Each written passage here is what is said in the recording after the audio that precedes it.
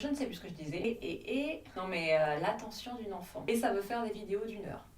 Bonjour. Je dis souvent que je lis de tout. Parce que j'essaie en général de diversifier mes lectures. Parce que j'aime ça en fait. Parce que j'en ai besoin. Parce que ça me saoule de lire tout le temps le même genre. Mais en approfondissant la question, au premier niveau, on va pas se compliquer la tâche, j'ai réalisé que c'était faux. Et je me suis dit, pourquoi pas en faire une vidéo. J'ai envie de parler de ces livres que je ne lis pas. Et essayer de voir pourquoi. Je trouvais ça intéressant en fait de parler de ce que je n'aime pas lire et de voir si vous aviez potentiellement des références avec ces thèmes-là qui, à votre sens, sont excellents et pourraient me convaincre de lire plus de ça. Et sur le coup, j'ai dû réfléchir parce que je pense que je lis tout.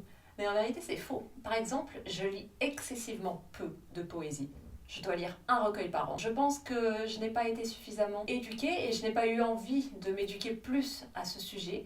Donc je trouve ça assez difficile, souvent, à comprendre. J'ai lu René Char il y a quelques mois.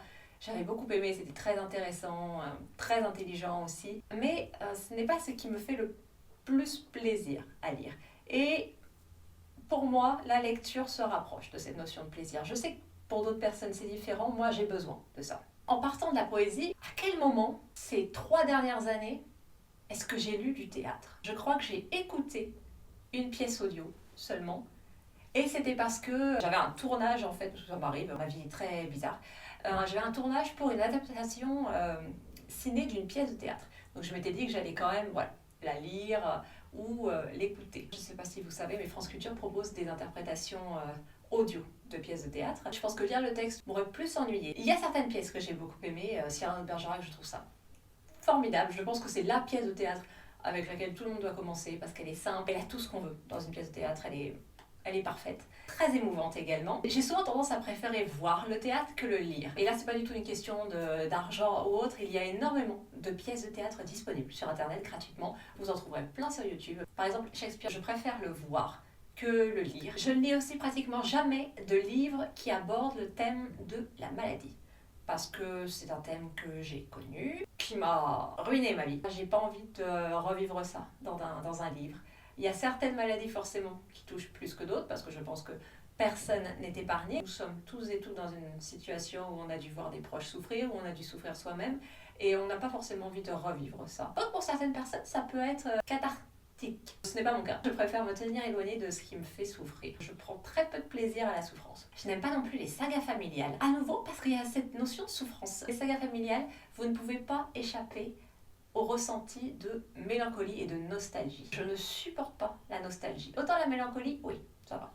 Beaucoup d'autrices que j'aime qui sont dans la mélancolie. Mais la nostalgie, je ne peux pas. Le temps qui passe, ça m'est insupportable. À nouveau, je me projette beaucoup trop dans ces livres-là, dans ces sentiments-là. C'est trop proche de ma vie. Ce temps qui file, je n'aime pas ça.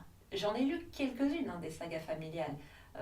Il y en a, ça peut être familial, mais ça passe. Par exemple, les Maurice Druon, Le Roi Maudit et autres, c'est une saga familiale. Mais voilà. Par exemple, toute la saga L'Amie prodigieuse à Naples de Ferrante, je ne l'ai pas lu parce que je redoute ce sentiment un peu de mélancolie aussi. Ce retour sur le passé. J'ai un petit peu de mal souvent lorsqu'il y a un récit de vie entièrement. Parce qu'il y a toujours cette notion de temps qui file. Après, tout dépend du livre, c'est comme tout. Dans L'Assassin royal de Robin Hood, on commence comme ça, on suit quelqu'un toute sa vie. Et c'est pour ça que ça fait autant souffrir d'ailleurs cette saga. Mais il y en a, je n'attaque pas d'office parce que je sais ce que je vais trouver. Alors, qu'est-ce que j'ai noté? Attention, le prochain mot, vous ne vous y attendez pas, cow-boy. Je n'aime pas quand il y a des cow-boys dans une histoire. Vous allez me dire, c'est réduit Laura, là tu cherches loin. Oui. C'est le but de la vidéo. Qu'est-ce que je n'aime pas lire? Je n'aime pas lire les histoires de cow-boys. Je m'y retrouve pas. Je suis pas fan non plus de western de manière générale. C'est souvent très biaisé. J'ai un cruel manque d'intérêt pour ces histoires. Je suis en train de chercher là. Si vous me voyez en train de paniquer, c'est que j'ai perdu l'endroit où j'étais.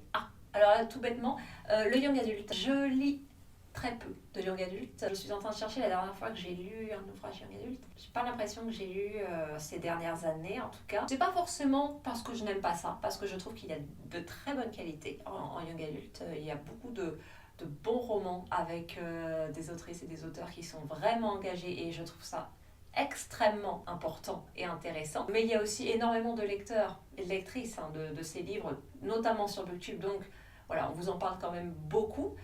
Et c'est vrai que moi, quand je vois une revue de certaines personnes, j'ai aussi l'impression d'avoir un peu lu ce livre. Donc, j'ai pas l'impression de manquer de young adult dans ma vie, mais je vais pas le chercher forcément de moi-même. J'ai lu il y a quelques mois la saga fantasy qui est censée être considérée pour adultes, hein, de Manon Fargueton, l'héritier des rois passeurs. Si ça vous intéresse, je recommande vraiment. C'est très bon. Pour moi, ça serait ça mon young adulte actuel. Et vraiment les young adultes avec des enfants au collège ou autre, ça j'en lis pas. Au lycée, pareil. D'ailleurs, tout ce qui se passe généralement au lycée, c'est pas du tout quelque chose qui m'intéresse. C'est un petit peu difficile pour moi de me projeter. Même lorsqu'il y a des livres intéressants, hein, j'en lis. J'ai du mal à trouver de bons livres ou de livres qui me plaisent, du moins. Je lis bon à ce qui me plaît, ce qui n'a aucun lien. Je fais ce genre de vidéos pour avoir proposé des avis subjectifs, hein, pas objectifs. Hein. Je suis personne pour proposer des avis objectifs sur des livres. Je ne lis pas non plus ce qui a trait au harcèlement scolaire. C'est très violent, ça a créé de très mauvais échos chez moi. Ce sont des livres qui sont primordiaux à publier, à lire, à proposer,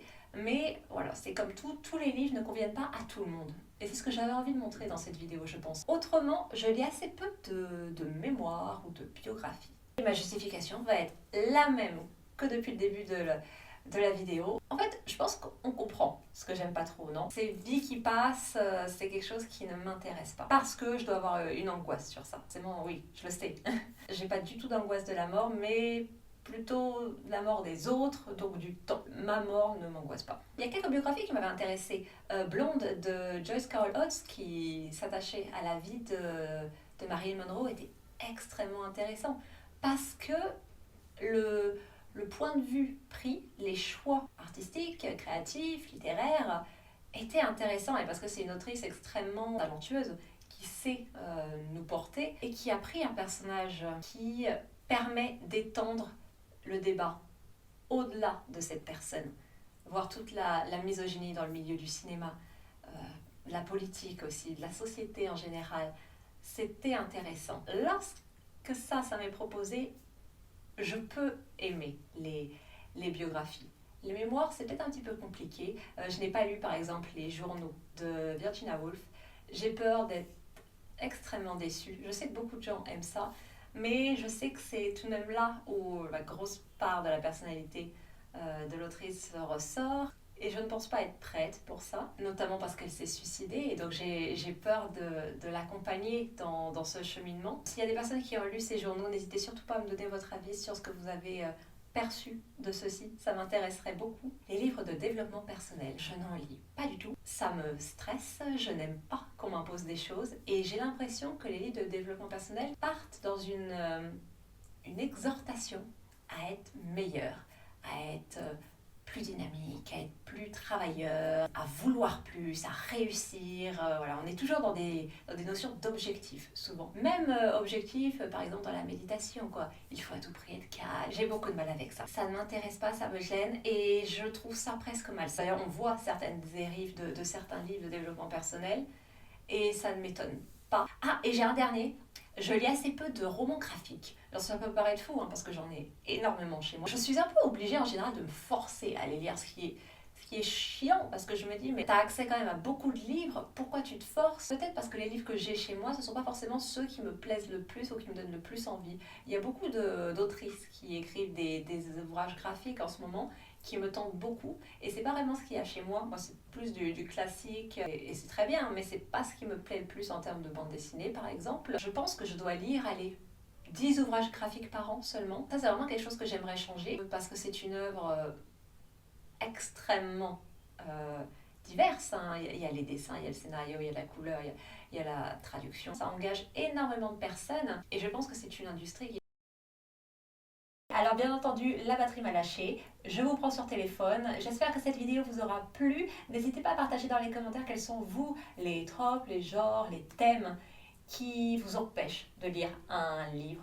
Grosso modo, c'est ça. Je serais vraiment curieuse de lire ça. Sur ce, je vous souhaite une bonne fin de journée et de soirée. Je vous retrouve dans une prochaine vidéo. Et en attendant, portez-vous bien. Au revoir.